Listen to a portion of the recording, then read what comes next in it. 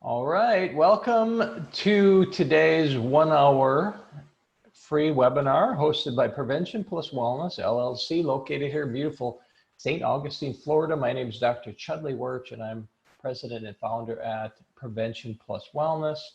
And we'll be providing this webinar hosted by us here in St. Augustine. If you haven't been here, to St. Augustine, check it out. It's an awesome little town. When the pandemic is finally defeated, come visit us. It's a cool little historic city. If you haven't seen it already, it's on the East Coast, just south of Jacksonville, northern Florida.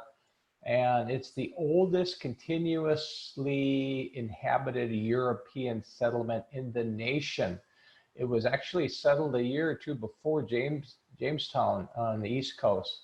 But it's settled by Spanish rather than English. So do check it out. It's a lot of fun, great history, lots of fun things to see and do, beautiful area. And but enough of promoting the city. Today's session is 1 hour, and I will be sending everyone a link to this recorded webinar. I'll be sending everyone a PDF of the slides, and I'll be sending everyone a certificate, a 1 hour CEU for completing this webinar at the end of today. So no need to ask me for it. If you haven't received it by the end of the day, check your spam folders. You'll find it there because I will send it to you. And because it has the attached PDF and a certificate, sometimes it gets sent to your spam folder. So do check there. But you'll get all those things from us: certificate, 1 hour CEU, PDF, slides, and a link to the recorded session. If you need anything else, just let us know at preventionpluswellness.com. That's our website. So 1 hour session, we'll spend some time at the end, Q&A. So if you have any questions, any comments, you're welcome to find that live chat option in your toolbar and type in those questions or comments you have. This is 1 hour. It's your time. So if you want to share what's going on in your life as it relates to prevention and wellness, you're welcome to do it. I know we're all in a certain level of turmoil and unknown, and the only thing for sure in life is change, and that's certainly the case with what's going on with our pandemic and everything else in our world. So change it is, and that's fine. We could all handle that if you take care of yourselves, make sure you're safe and you're healthy.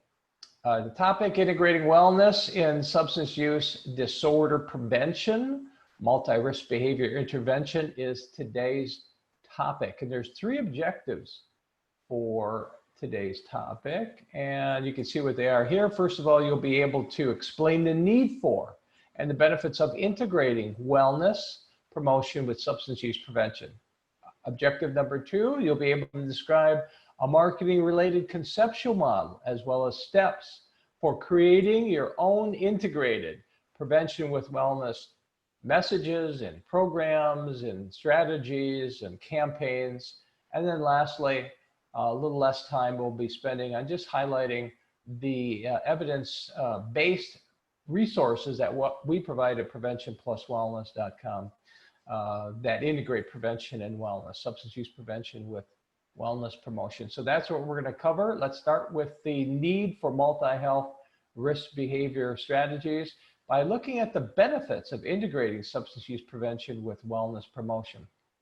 I've shown this slide before. By the way, if some of you have taken attended our webinar last week on one session, what was it? One session, vaping, marijuana, alcohol, opioid prevention plus wellness program. Some of these slides were on last week's slides, but there's going to be a whole bunch of extra new content. So do stay with us. I think you'll appreciate the new stuff here. So some review or some similar stuff, but also much new stuff. So first of all, we're taking a look at the ever use of substances across the nation for high school adolescents. And so you can see very quickly, and I'm sure many of you are familiar with this, and this is likely similar to your population statistics for your high school age adolescents. Of every use, alcohol is the most prevalently used, with 6 out of 10 youth have ever used alcohol, having ever used alcohol. There we go, got it out. 4 out of 10 vaping e-cigarettes, over 1 in 3 using marijuana, and so forth. So you've got a number of substance use risks going on in the life of the high school student or the adolescent. And of course, the risks increase from young adolescent to older adolescent to young adult, and they peak at young adulthood. At the same time, you've got these chronic disease risks going on. Same time, within individuals, within groups of young people, this is a percentage of behavior. And as you can see, 3 out of 4 high school adolescents across the nation are not getting 8 or more hours of sleep each night. 3 out of 4 are not getting the required amount of physical activity, which is 1 hour every day a week. 3 out of 4 are not eating a breakfast every day. Less than 14% are eating 3 vegetables a day, let alone 5 or 7. And more than 1 out of 5 are getting 3 or more hours of TV screen time. And recent research shows that that has gone up considerably with the pandemic. So young people are spending more and more time not just on television, but on computers and on their electronic devices, smartphones, etc. There was a seminal study back in 2010 that looked at multiple risks among U.S. adolescents across the nation, found that over half of high school adolescents are engaged in 2 or more risk behaviors. So substance use and something else.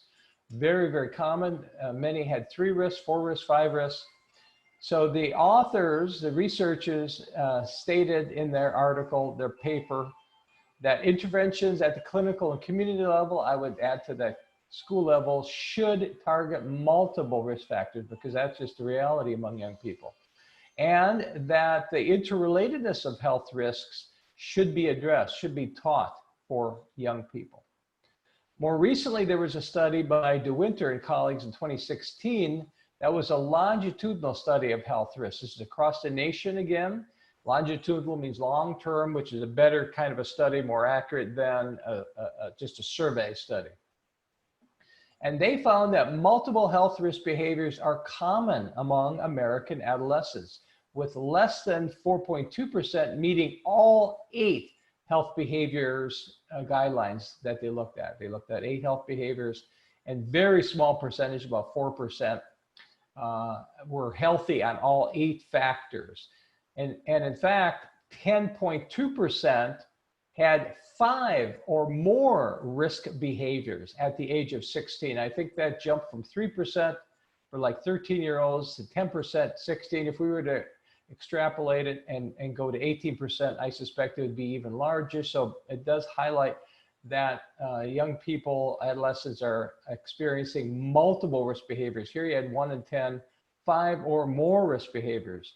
Now, they also found that not eating fruit and vegetables, not eating breakfast, being overweight or obese, and physical inactivity, and smoking predicted future other risk behaviors. So you can see some of these risk behaviors are going to project and predict that there's going to be other risks in the future.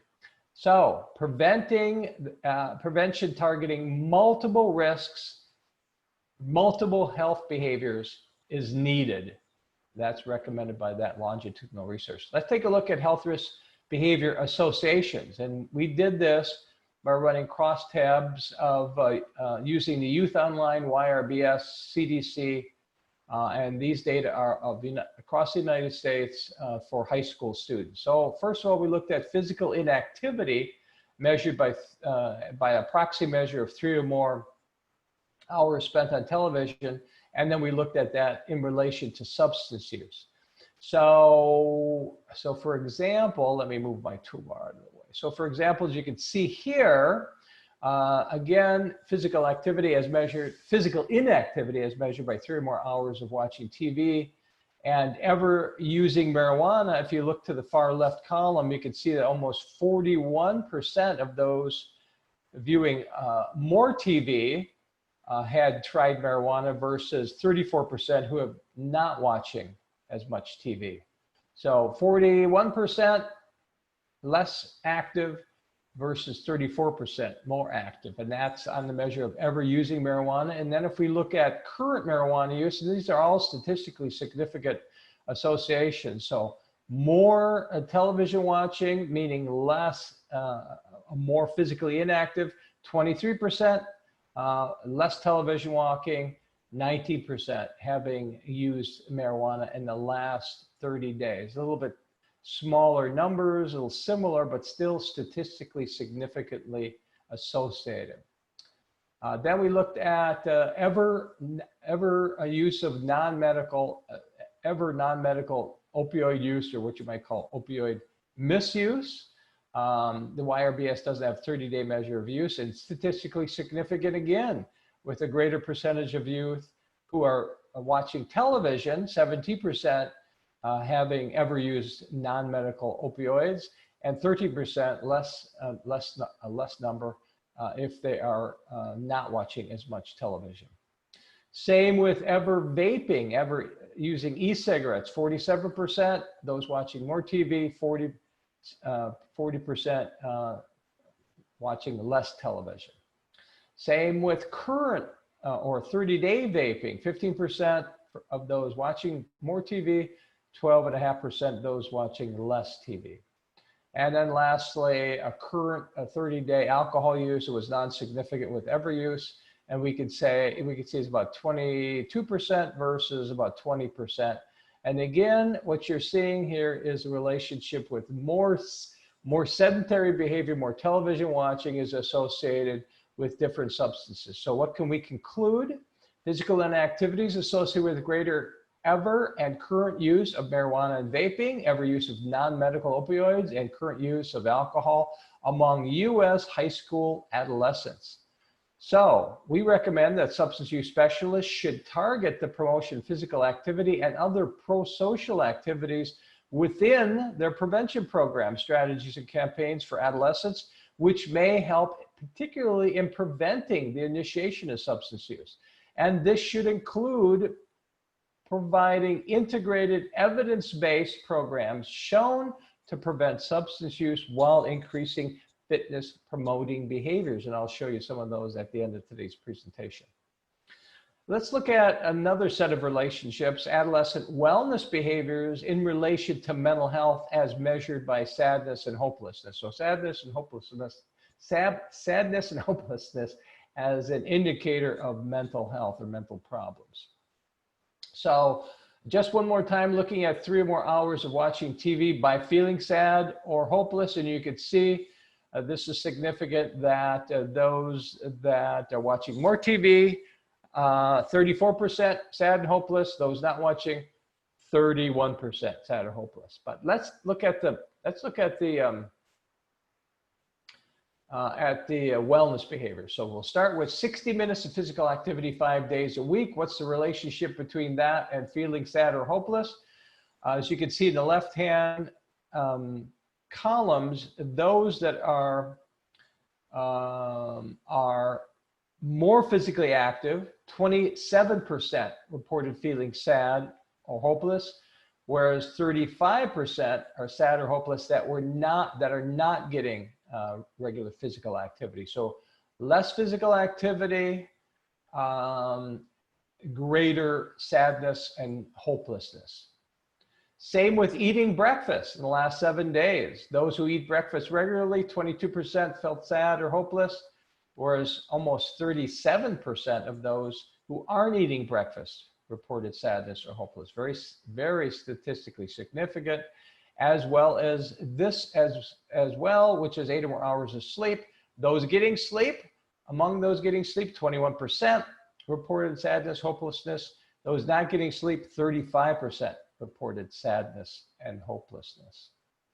And so we can conclude that regularly getting 60 minutes physical activity, eating breakfast, getting 8 or more hours of sleep most nights were associated with less sadness and hopelessness among adolescents. So the recommendation is for substance use specialists to target increasing wellness promoting behaviors to enhance mental health in youth. In fact, substance use prevention programs designed to increase physical activity, healthy eating, and sleep are likely to support and enhance broader physical and mental health outcomes among youth. So if you're a prevention provider, expanding if you haven't done so already, or continuing to do so if you are doing so, focusing on wellness behavior is very, very important to the prevention field. Another way to look at this is one of my favorite slides. You can look at the benefits of a healthy lifestyle, meaning regularly physically active, eating healthy, getting plenty of sleep. Research shows that this kind of a lifestyle is number 3, associated with less depression, anxiety, unsafe sex, less alcohol, tobacco, and illicit drugs. But all these other outcomes too. Healthy lifestyles associated with improved physical and mental health, quality of life, more self-image, more positive self-image, self-esteem, self-regulation, self-confidence, life skills, greater brain development, more opportunities to socialize, greater academic success, and less chronic diseases, including heart disease, diabetes, cancer, stroke, etc. So lots of benefits to a healthy lifestyle in relation to what we're doing as prevention specialists, and that is preventing substance use and mental health problems. We then looked at, and I'm sharing with you right now, something that answers the question, now how effective or what's the efficaciousness of multiple risk behavior programs. So these are programs that address 2, 3, 4, multiple risks versus a single risk intervention, which I believe is still the most common type. In other words, focusing on a program or an intervention that just aims at alcohol use, or maybe even just substance use, versus one that addresses alcohol or substance use and physical inactivity, poor nutrition, sleep. So what do we know about that? Well, we looked at, I found 3 really important reviews of research. Reviews are better than a single study because they could really sort of summarize across the studies. You have greater confidence in their conclusions. And so one review of studies was conducted in 2014 that showed that integrated prevention programs are feasible and could be more effective than discrete programs. Those are programs that focus on just one or limited number of risk factors. The second review, which was done in 2018, showed that universal school-based interventions, that's a prevention program for all youth in school settings, were found that addressed multiple risks, were found to be effective in preventing tobacco, alcohol, illicit drug use, antisocial behavior, and improving physical activity. And then there's one more review conducted by A.J. Simulton, 2018, that showed that decreased adolescent substance use was associated with one-time multi-health consultations and group sessions. And they concluded that, these researchers concluded, school-based interventions targeting multiple health behaviors may be both effective and efficient in decreasing substance use. So multiple health behaviors have been supported in at least 3 reviews of a number of studies. And usually those reviews cover dozens of studies. Now, I'm going to present to you a marketing model for creating your own prevention plus wellness or integrated messages. Whether you want to create new content, programs, strategies, media campaigns, whatever, here's how you can do this. Here's how you can use this tool to create your own integrated prevention plus wellness programs and content, or you could teach youth in your youth groups to do the same. So here's the tool that we've used in the past, been using it for almost 20 years now. It's the behavior image model, BIM. It's the conceptual model, the theoretical roadmap, if you will, that allows you to connect the prevention of substance use or other risk behaviors with the promotion of wellness behaviors. Now there's 2 components to the BIM, the behavior image model. One is the assumption that you can increase a motivation for change by triggering or cueing positive images that young people already have in their minds. And number 2, you can use multiple behavior goal setting to increase self-regulation or self-control.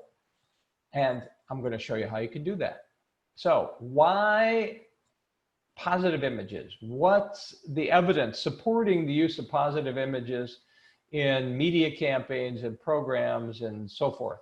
There's three sources of evidence: conceptual evidence or theoretical evidence,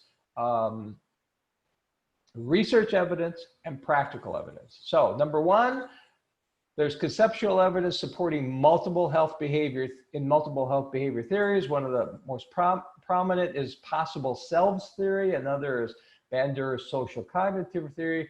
There's a number of others. These theories identify modeling, particularly positive images, whether those are physical models or electronic models, and influencing the decision-making of youth in their health behaviors. Secondly, there's a whole bunch of research in different areas, including self-concept, prototype images, possible selves, and positive identity, that show that positive images, appealing images, are linked to youth health risks and healthy behaviors. And lastly, there's decades of use among marketing, the major marketing companies of the world, advertising companies of the world, to use positive images, appealing images to promote their products. So for example, in the right-hand picture there, you can see, are we blank yet?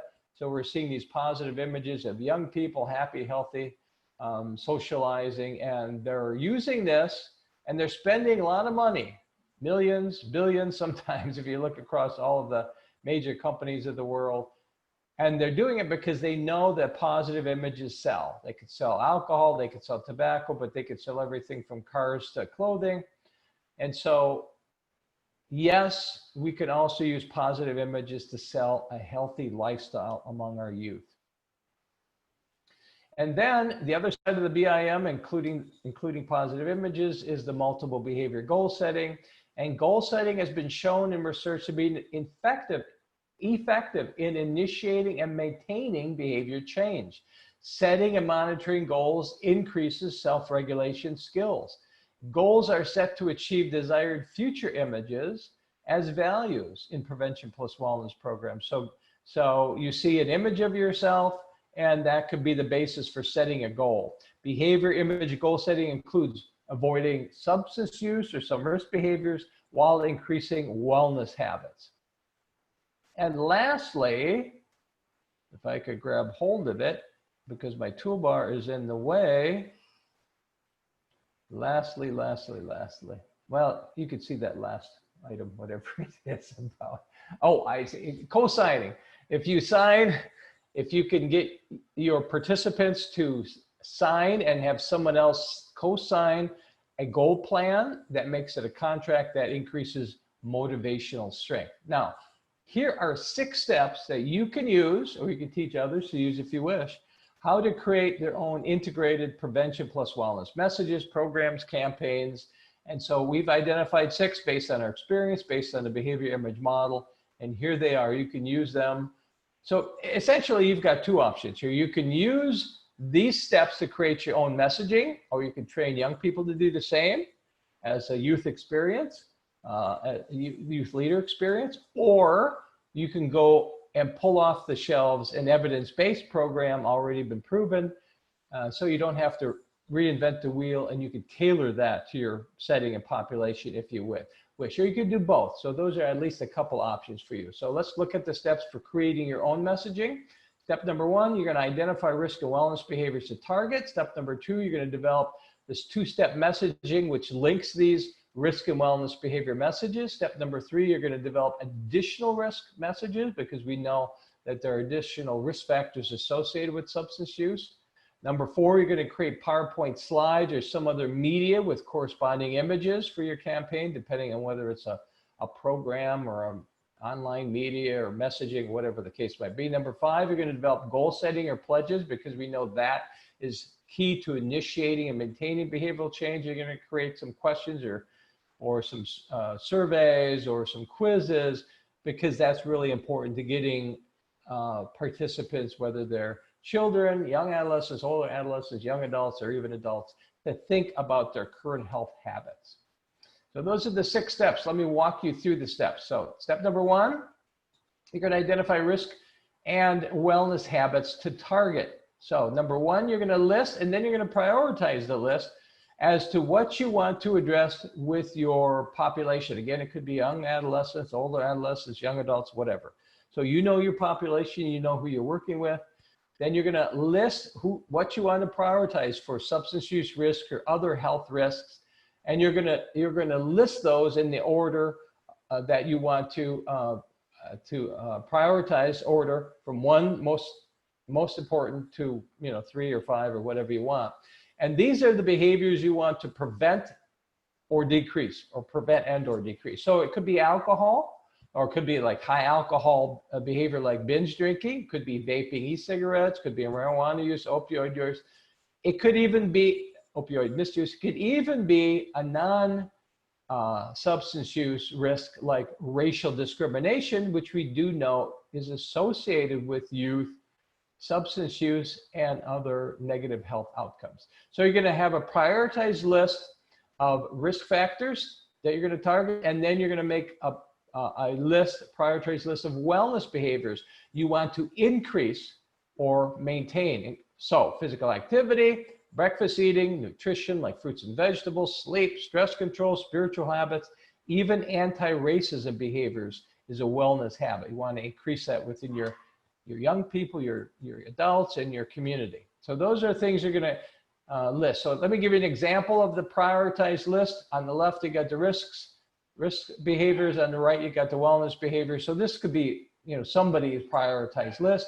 First of all, we want to address in terms of preventing and reducing among, let's say, older adolescents, marijuana use, followed by e-cigarette use, followed by alcohol use. And then you have your list of wellness behaviors and priorities. We want to promote and increase and maintain physical activity on a daily basis, as well as healthy breakfast eating, as well as 8 or more hours of sleep each night in that order. So you've got that. That's step number one. Step number two, you're going to create your two-step messaging, which integrates multiple behaviors using images. Now, the goal behind this process is for you to help your target population, or for you to trigger among your target population a mental image of a healthy behavior and how a risk behavior like substance use is harmful. And you're going to do that with positive image terms and illustrations. Now, there's a two-step process. Step number one, and I'll give you an example of this in just a minute. You're going to present the positive desired future images and peer images and other benefits from engaging in that wellness behavior, whether it be physical activity, regular physical activity, getting adequate sleep, eating fruits and vegetables. And then you're going to show how substance use or some other risks interfere with that. So you're going to show so step number one, you're going to show the desired image. Step number two, you're going to show the feared images, or how substance use interferes with or harms that wellness behavior and achieving those benefits. So let me give you an example. Here's step number one in this two-step messaging process: positive images and other benefits of a health behavior. Quote, young people who engage in regular physical activity tend to feel energetic, sleep better, and look more active, fit, and confident. So you've got everything in this very tightly written statement. You've got your target population identified, young people. You've got the wellness behavior identified, regular physical activity. You've got the positive images resulting from it underlined: energetic, active, fit, confident. Very, very powerful image terms that evoke unconscious images of themselves in the future and of their peers, increasing motivation for change. And you've even mentioned one other benefit that's not an image: sleeping better. So that's step number one. You identify positive images and benefits of your wellness behavior, and then you link how substance use is a barrier. Quote, marijuana use can reduce your energy level needed to participate in regular physical activity and achieving your fitness goals of being in shape, looking good, feeling fit, and active. So here you can see how we're linking marijuana use as being counterproductive and interfering with you getting regular exercise. How? By reducing your energy level and resulting in not achieving those goals. So that's a great statement as well. So creating those two-step messaging, linking substance use or other risk behaviors with promoting wellness behaviors. So let me give you an example of how to create these messages. You could list the benefits in one column, the barriers in another. So in the left-hand column, you've got images and other benefits of physical activity. In the right-hand column, you've got how marijuana is a barrier to physical activity. Go back to the left-hand column. We know that we could say, both from experience, intuitively, from research, doing research online, you know that physical activity is related to high energy, fit, active, friendly, successful. Those are written in a term, in an image term. You could write them in multiple terms, fit, but also fitness and active and friendly and so forth. But the idea is that they're image terms and their benefits. And then you're going to show how marijuana use interferes with or is a barrier to each. So number one, positive benefit of physical activity is high energy. You go over to the right, marijuana saps energy. Go back to number two, physical activity benefit is being fit, looking fit, feeling fit. Go to number two, to marijuana. Marijuana is more likely to result in more likely to eat more likely to eat junk foods and therefore not being fit. Being more active, marijuana leads to less motivation to exercise. Being more friendly, marijuana limits friends to maybe just those other users. Being successful, marijuana slows cognitive processing and retards brain development. So you can see the relationship there. You're identifying benefits, particularly positive images. And then on the other column, you're linking how your substance use, your other risk behavior is going to be harmful to those images and benefits. That's all part of step number two. Step number three, you're going to develop additional risk messages. Why? Because research shows that points to other risks that should be addressed in a effective program, intervention, or campaign. So certainly because you're using the behavior image model, you're going to be creating substance use messages as barriers to each of the targeted wellness behaviors. You could also provide and should provide messages showing how substance use harms your fitness and health, how it causes life problems, any myths associated with the substance. I think myths are really important, especially for the emerging substance use behaviors, substance use epidemics, marijuana in particular, and e-cigarettes, because there are a number of misinformation and myths associated with them. Most youth do not use these substances. That's a critical social norm message. Healthy alternatives to using substances, choose for yourself, plan ahead, and recommendations for wellness, which includes not just avoiding these substances, but also improving or increasing more regularly the wellness behavior. So those are other risk behaviors that can be addressed. There's one example of that. It's a myth. We're addressing the myth. One big myth is that marijuana use is harmless. That's perhaps one of the largest myths of all related to marijuana. And the truth is, so we're going to sort of bust the myth that cannabis use, especially regular heavy use, results in many negative and lasting effects on the brain, the body, and one's life. So that's just one example, has picture, has the content in it, and that's addressing myths.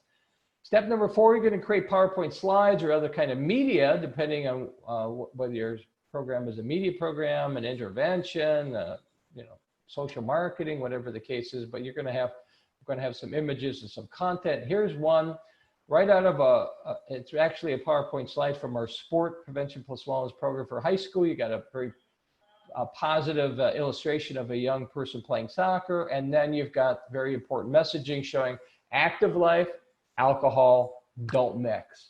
Specifically, alcohol and drugs hurts. Very important things for youth, relationships, how you do in sports, feeling about yourself, energy level, and how you do in work and school. So that's an example.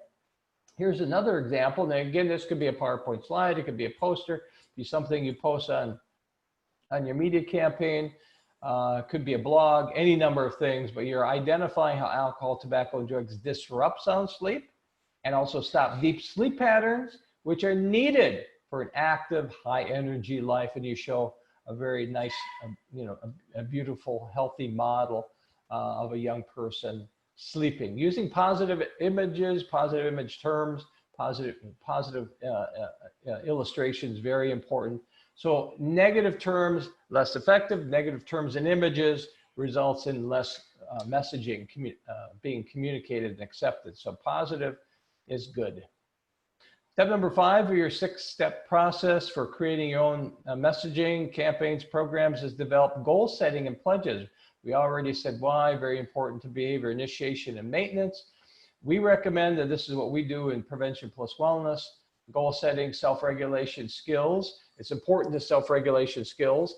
They learn to, whoever your target population is, learns to set goals, to monitor goals, reinforce positive change, and continuing to improve that behavior change process. Includes avoiding one or more substances that are harmful, includes improving one or more protective behaviors. And if you can make it a public contract, a public document by signing it, having somebody co-sign it, whether it's instructor or family member or both, that increases motivation strength, motivational impetus. Last step, create your own questions. Create questions for screening survey or media campaigns or quizzes so that you can get your target population to think about their health habits. So here's one example. These are screening questions from the Sport Prevention Plus Wellness Program high school version. Some of the screening questions that we have include sports and physical activities in the last year. It's a multiple choice item. Regular physical activity, 30 minutes or 4 or 5 times a week, yes or no response. Eating healthy breakfast each morning, yes or no response. Usually getting 8 or more hours of sleep, yes or no response. And the greatest number of alcoholic drinks last 30 days from 0 to 5 or more. That's a multiple choice item. So notice you're measuring you want your youth to think about their substance use habits and their wellness habits, depending on what you've listed as priorities in your list of substance use or your list of risk and wellness behaviors that you want to target back from step number 1. Now, if you are creating a media campaign in part or in whole, whether that's social media or other kinds of media, these are some things to think about. You can use quizzes and should use quizzes and questions to increase reflection on and awareness of personal health behaviors. That's almost like a beginning, initial process. You want people to stop and think, what are my habits at this point in time? You can, number 2, create and should create these integrated paired substance use / wellness behavior benefits and barriers messages using positive image terms and illustrations. You can use substance use messages, additional messages targeting other risk factors like social norms, myths, and perceived harmfulness. And you could increase goal setting, contracts, or pledges to initiate, maintain change. And then any opportunities you provide for youth for any kind of healthy behaviors or any kind of pro-social activities, definitely do that. That is definitely a part of what prevention is, especially when you think of prevention more broadly and you're talking about integrating prevention with overall health, fitness, and wellness. So there's the review again of the 6 steps for creating your own messages, content, programs, campaigns. And so you could apply this right now. You can implement this, or you can give it to your youth to try to create their own messages and content and programs. Your other option is to use existing evidence-based programs. And so I'm going to show you a little bit about that right now. The programs that we provide at Prevention Plus Wellness are screening and brief intervention. So you really have 2 advantages. You've got the most motivational intervention we know of based on science, which is screening and brief interventions, which is considered an evidence-based practice. And by using the behavior image model, you're actually having integrated prevention plus wellness messages in this very cost-effective screening brief intervention format. So there's 3 steps in these the screening brief intervention programs that are considered prevention plus wellness based on how we create them using the behavior image model. Step number 1, you screen your participants for the current health habits using a screening survey. It's a self-assessment. Step number 2, you provide feedback on each of those targeted behaviors, the risk behaviors, as well as the wellness behaviors. And you're going to use a script in your PowerPoint slides designed to trigger positive images of the participants in the future engaged in the wellness behaviors, substance use interfering. And thirdly, walking them through goal setting to set and monitor goals to avoid substance use and increase protective wellness habits. What is the effectiveness of screening and brief intervention? Well, there was a review back in 2015 that showed that a number of studies reviewed showed screening and brief interventions were effective for up to a year after they were implemented among youth, adolescents, and young adults. And by the way, goal setting was a major effective component of those screening and brief interventions. We've conducted a number of studies ourselves with a follow-up a year later for both adolescents and young adults, showing our single session sport and in shapes screening and brief interventions effective. Again, one session, a year later, still some effects were seen. Thirdly, there was a review by and an article by Ken Winters, very good in 2016, said brief interventions hold great promise for expanding services to a wider ranging youth in diverse settings. Why? Because they're brief. They're one session or they're a handful of sessions, much more likely to reach all youth or most youth for a public health effect versus some interventions that are multiple sessions. That doesn't mean you shouldn't implement multiple session programs. It just means that screening and brief interventions have the potential to reach even more youth in busy settings, whether that's boys and girls clubs or schools or what have you. Screening brief interventions are considered evidence-based practice by the Substance Abuse Mental Health Services Administration, SAMHSA. In fact, they've created their own screening and brief intervention called SBIRT or SPIRT, Screening Brief Intervention Referral to Treatment. CDC identifies screening brief intervention, alcohol screening and brief intervention in primary care. The World Health Organization supports alcohol screening and brief intervention. The National Institute of Alcohol Abuse and Alcoholism supports screening and brief intervention for youth. The American Academy of Pediatrics supports substance use, SBIRT for youth. And Lashley Knight of the National Institute of Drug Abuse supports adolescent substance use screening for screening and brief intervention. So what are the evidence-based programs under the heading of screening and brief intervention? The two that we offer are the Sport Prevention Plus Wellness Program.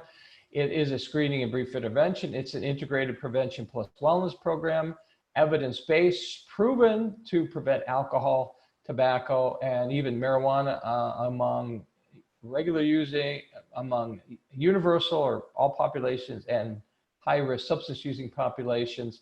It targets alcohol primarily and other drug use secondarily, along with physical activity, healthy eating, sleep and stress control. We have high school, middle school, elementary school versions. It's implemented with slides. You have a script to provide it to youth individually, one-on-one or in a group. Protocols to provide it online if you have to. It's based on the behavior image model marketing theory, and it also includes additional parent materials to get parents to provide the same positive image and a communication that you're providing to youth. It includes a physical manual and a digital download of all of your reproducible materials, so you don't have to purchase anything else. That's the sport program for youth, the parallel program In Shape. By the way, sport is being implemented in all 50 states of the nation and abroad. In Shape is for young adults, being implemented in colleges and universities and communities and in the US military. Also evidence-based, proven to prevent alcohol, heavy alcohol, marijuana, heavy marijuana, drinking, driving, increases physical activity, sleep, health-related quality of life, targets alcohol, tobacco, physical activity, healthy eating, sleep, and stress control. It is a single session, screening brief intervention. You use slides, you have a physical manual, you have a digital downloads based on the behavior image model. And we do have protocols to provide In Shape, all of our programs online.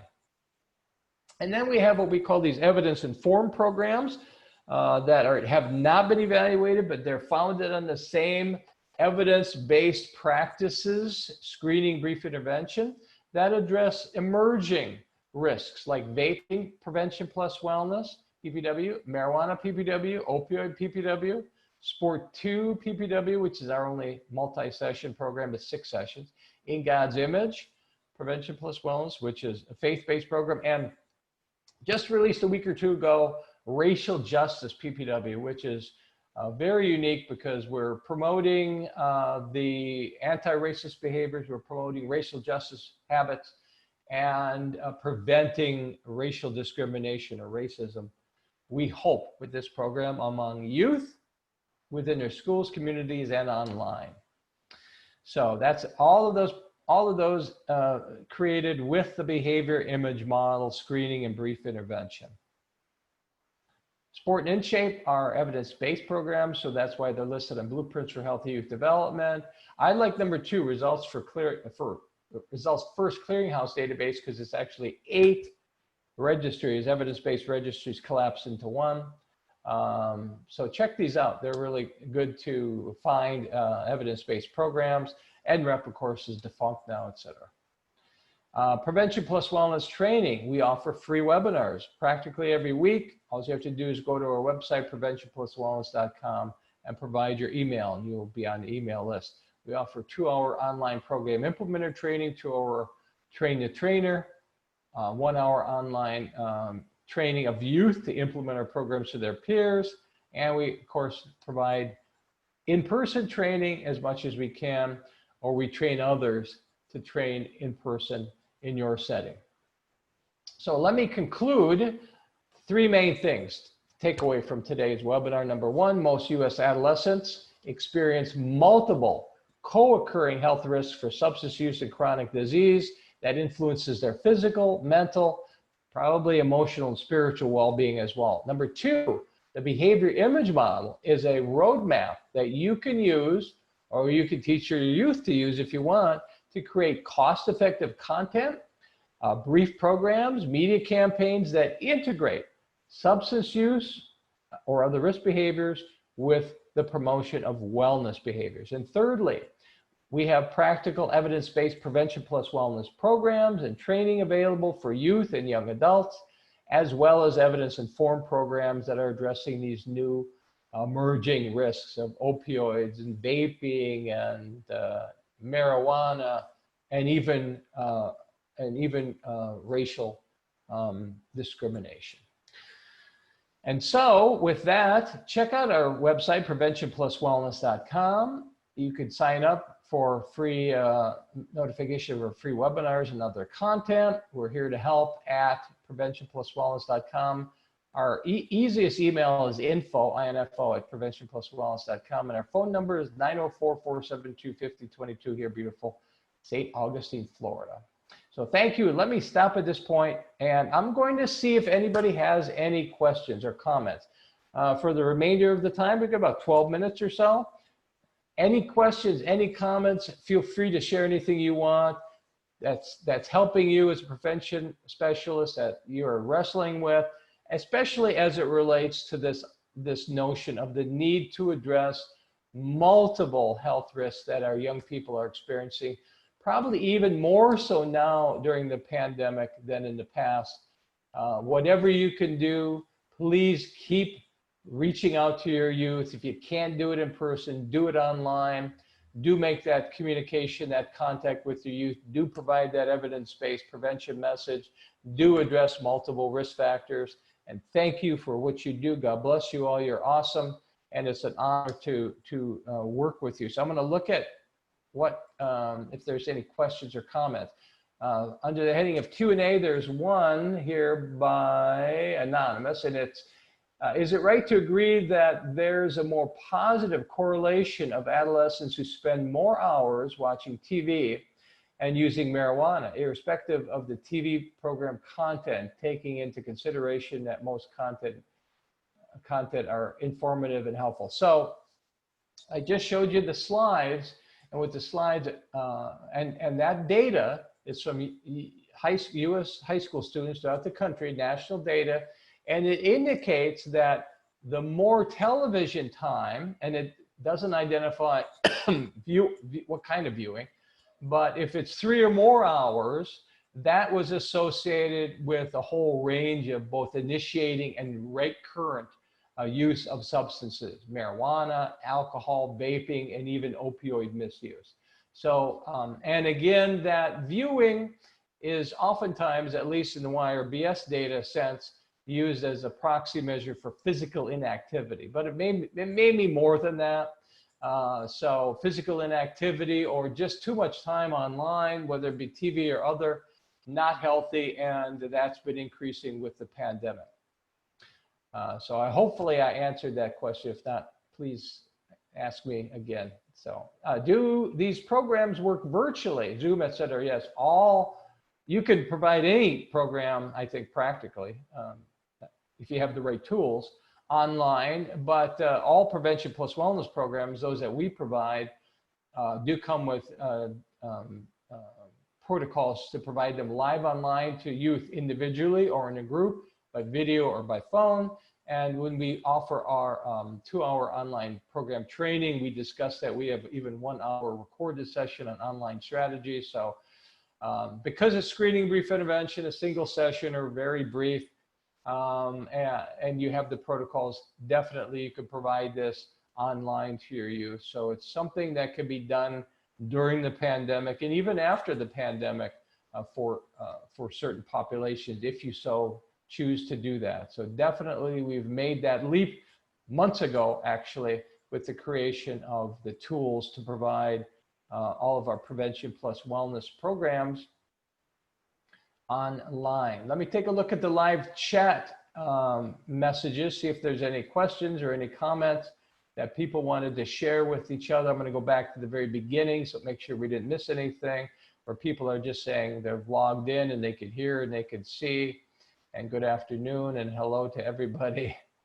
And so going down, let me see here, taking a look. Thank you. A lot of thank yous, and I appreciate all that positive feedback. That's awesome. Here we go. Great information. It's been incorporating wellness. We have been incorporating wellness since the pandemic. This just helps to set up sessions going forward. We do have a bunch of free resources on our webinar addressing all of these things as well. preventionpluswellness.com. Look under the tools header, TOOLS. We've got a bunch of wellness resources that might help. Thanks, gotta run. I understand that completely. I use sport for high school, middle school. I'm assuming that is, and is it possible to shorten the survey? Okay, so the survey in sport, let me just clarify something, because I think this is what's going on here. The survey in sport is only going to be 5 to 7 questions. That's the screening survey. Very brief, takes only really a couple minutes. I suspect what's going on is that what we had in earlier versions of the program, we also included pre-test and post-test questions. So we've separated that out with our new program manuals and PowerPoint slides so that it's a little bit clearer. You can conduct a pre-test and a post-test. You can do that by either in person by using scannable forms or online by using customized links that we can provide you to evaluate your program, pre-test and post-test. That's separate than the very brief screening survey, which is designed to get them to think about their current health habits. So that's only 5 to 7 questions. I think that's what is going on in your case because it is not very long, 5 to 7 questions. But you could reach out to me if I'm incorrect in any way, or you could ask in a different way. Hopefully I've answered that. Thank you. This is super great. Would have messaging. Would you have messaging ideas for older adults specifically? So that's a good question. The only thing I have is that I do know some organizations have taken our InShape Prevention Plus Wellness program, that's for young adults, and have used it for adults, older age adults. So it's easy to take that program, you've got the messages, and then you could tailor it. Tailor the images, tailor some of the content depending on what the research shows for risk factors, but mainly the images, I think, especially. Because I think a lot of the content, avoiding alcohol, tobacco, other drugs, engaging in physical activity, nutrition, sleep, stress control, all critical regardless of your age. So I think definitely you have a lot of potential there. You can either use the InShape program as a starting point, reducing your workload, or you can create your own messaging, like using the 6 steps that I shared with you today. We'll be sending a certificate of attendance, as I mentioned in the beginning. We'll be sending a PDF of the slide. We'll be sending a link to this recorded session. Check your spam folder if you don't see it at the end of the day. That's where it is likely going to be, because I'll send this to everybody who's registered. When can we access the new updated forms? Where can we access the new updated forms? Not sure, Emma, what you're talking about for access to new updated forms. I'm not sure what forms you're talking about. If you could help me understand that. Thank you so much. I will check it out. Thank you. Emma, you could email me at info@preventionpluswellness.com, and then maybe I could understand what you're talking about for new forms. And going back to the Q&A, see if there's something I missed. Does the technique in an adolescent also depend on the concentration and level of happy hormones? I don't know. I'm not sure what it is that what the technique is in particular. Certainly hormones are important, but the key here is perhaps less hormones and more positive images to increase, to cue those desired images, to increase desire for change, motivation for change, according to the behavior image model, and then capitalizing on that by initiating and maintaining behavior change by multiple behavior goal setting and contracting. So I think that could, and certainly some of these behaviors could increase happy or positive hormones. I think. I'm not sure. That's a good question. All right, and let's see if there's anything in the Q&A. Thank you. I think I got it all. All right, I think we're done. And so thanks for joining us. God bless you for what you do. Keep up the good work. Protect yourselves. Stay healthy. And if there's anything we can do at Prevention Plus Wellness, let us know. Happy to help you. Hopefully, I'll be in contact with some of you or hear from some of you, and we can help you in the future. Have a great afternoon, everyone. Bye-bye.